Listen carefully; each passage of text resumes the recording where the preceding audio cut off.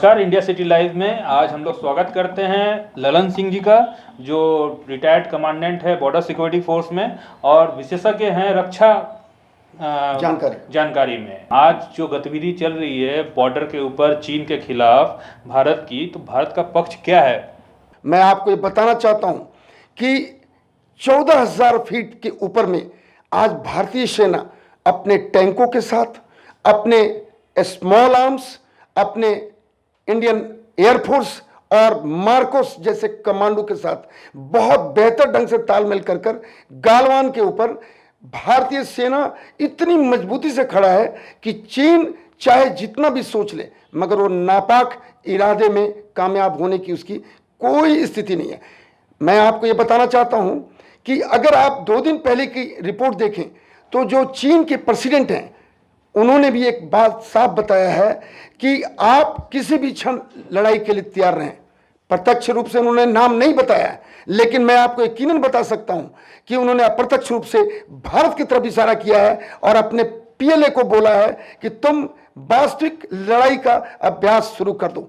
जब एक चीन का सेना पीएलए का सी ये बोलता हो कि आप किसी भी हालत में किसी भी क्षण लड़ाई के लिए तैयार हो और आप अपनी सैनिक अभ्यास वास्तविक रूप से शुरू कर दो, जिसका मतलब है कि बहुत बड़ा थ्रेट है।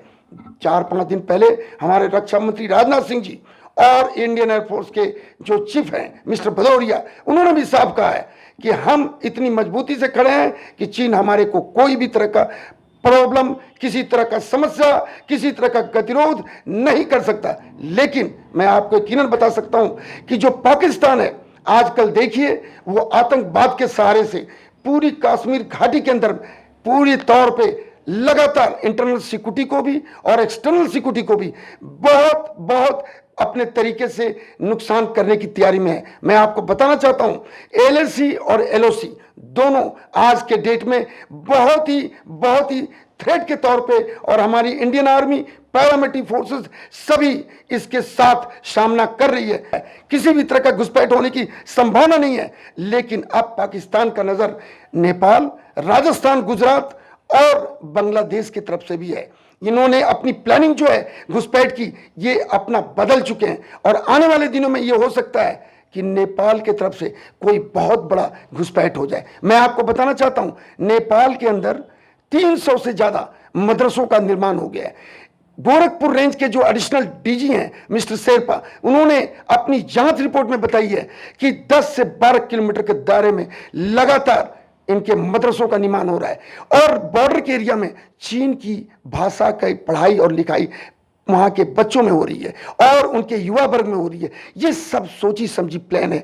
दाऊद इस्लामिक ग्रुप और सिमी जो भारत के अंदर प्रतिबंधित है, वो भी उनके साथ हैं। मैं आपको बताना चाहता हूं कि चीन अपने तरफ से टैंक, तोप और माउंटेन वारफेयर की पूरी तैयारी कर चुका है। लेकिन हमारे भारत की तरफ से गरुड़ कमांडो जो इंडियन एयरफोर्स का है, मार्कस कमांडो जो इंडियन नेवी का है और पैरा कमांडो जो इंडियन आर्मी का है, वो माउंटेन वारफेयर के पूरे बंदोबस्त के साथ, जिसमें 3 डिवीजन हमारी एकदम पूरी तौर पे चौकस है और किसी भी तरह के थ्रेट को सामना करने के लिए तैयार है। आप देखिए हिंद महासागर, प्रशांत महासागर, सभी पे क्वाड देशों का नकेल जो है चीन के ऊपर है। अब सवाल एक ही बात का है कि चीन इस मौसम में कोई हरकत करता है या नहीं करता, लेकिन हमें बातचीत तो करनी है, लेकिन बातचीत के साथ एकदम अपने आप में चौकस रहना है। क्योंकि जून का जो इंसिडेंट हुआ था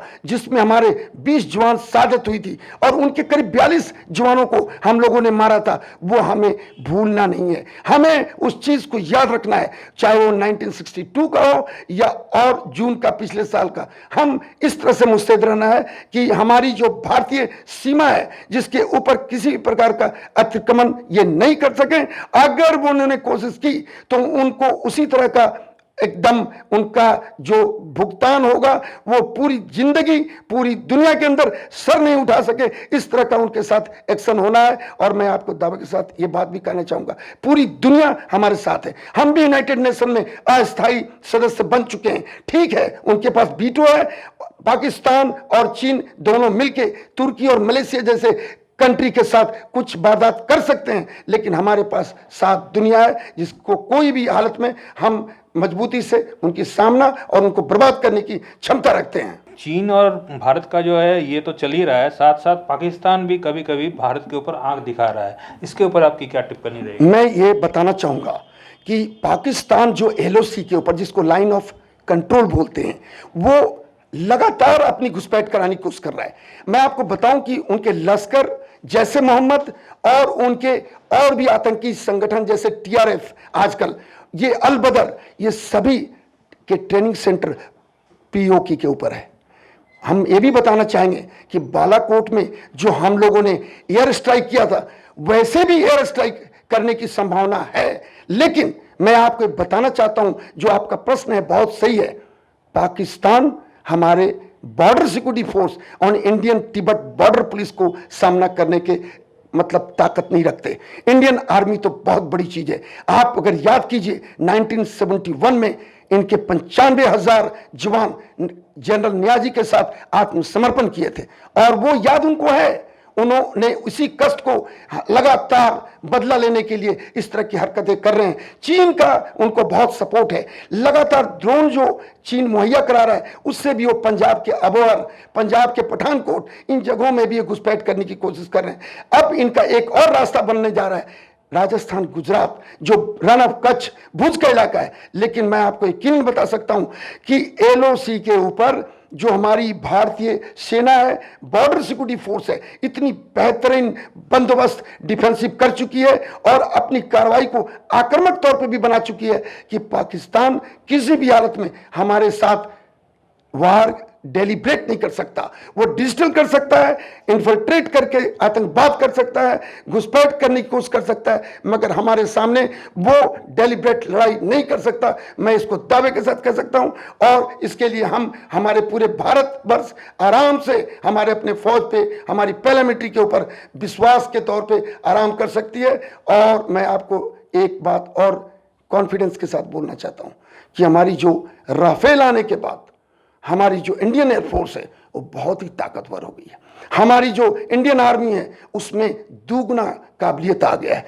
एयर स्ट्राइक करने की जरूरत नहीं है उनके अंदर जाके, हम अपने रेंज से ही इस पाकिस्तान के ट्रेनिंग सेंटर जो आतंकवाद का है उनको बर्बाद कर सकते हैं। और हो सकता है जो उनकी हरकतें हैं, आने वाले दिनों में कोई ना कोई इस तरह का हमारे भारतीय एयरफोर्स का कोई एयर स्ट्राइक होगा, और यह होना भी जरूरी है। मैं एज ए रक्षा जानकार यह बोलना चाहता हूं कि आक्रामक होना बहुत जरूरी है, क्योंकि ताकत के बिना इस तरह के लोग, इस तरह के देश कभी भी अपने रास्ते को बदलेंगे नहीं। और पाकिस्तान का तो इतिहास है कि ये जब से आजाद हुआ है ये केवल पाकिस्तान घाटी के अंदर घुसपैठ करने की कोशिश करता है, जबकि हम लोग चांद पे पहुंच चुके हैं। और इनका काम एक ही रह गया है कि पाकिस्तानी फौज, उनके बैट, उनके आतंकवादी किसी तरह से कश्मीर में घुसपैठ करें और इंटरनल सिक्योरिटी को बर्बाद करें। लेकिन ये मुनासिब नहीं है। हमारी भारतीय सेना, पैरामिलिट्री, मैं आपके माध्यम से बोलना चाहूँगा,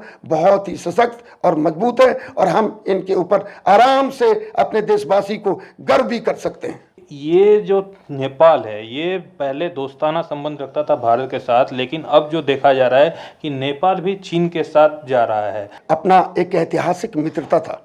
मैं आपको ये भी बताना चाहूँगा कि ओली साहब, हालांकि अभी तो उन्होंने संसद को भंग कर दिया है, उनके आने के बाद ये कम्युनिस्ट जो वातावरण बना था उसके चलते वो चीन के प्रभाव में आ गए। और आपने देखा काला पानी, लीपू लेक जो उत्तराखंड के पिथौरागढ़ के इलाके में है, उसमें इन्होंने एक नक्शे में भी फेरबदल कर दिया।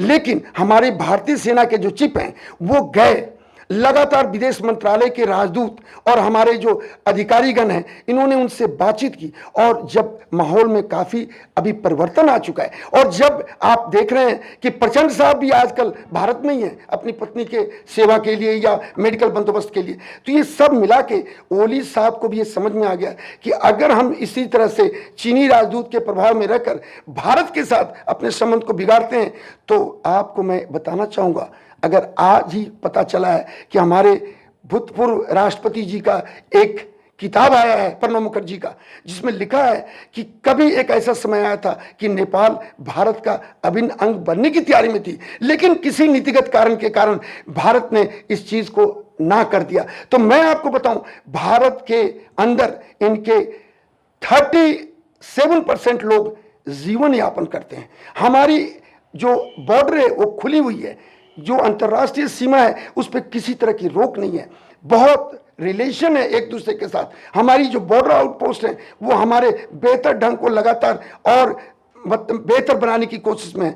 तो अगर चीन थोड़ा सा अपने डेवलपमेंट में चीन के दबाव में आता है तो वो अब लगभग खत्म होता जा रहा है, और हमारी भारत सरकार इसके ऊपर पूरी गौर करके कार्रवाई भी कर रही है। और हम उम्मीद करते हैं कि 2021 में ये 100% हमारी जो रिलेशन है वो अपेक्षाकृत 2020 से बहुत अच्छी हो जाएगी, और इसके लिए हम पूरी कॉन्फिडेंस भी रखते हैं। तो ललन जी, इसको लिए हम लोग धन्यवाद देते हैं कि आपने हमारे साथ चर्चा की, भारत, चीन और नेपाल के संबंधों की और सुरक्षा जानकारी से हमें अवगत कराया। धन्यवाद। बहुत धन्यवाद आपका, आपके माध्यम से जो हमें बातचीत करने का मौका मिला। मुझे भी खुशी होती है कि अगर हम अपने देशवासियों को किसी इस तरह से संवाद करके जानकारी दें और अपने लोगों को फौज के बारे में कॉन्फिडेंट करें कि देखिए हमारी फौज कितनी बलशाली है और कितने जज्बा वाली है। धन्यवाद। जय हिंद।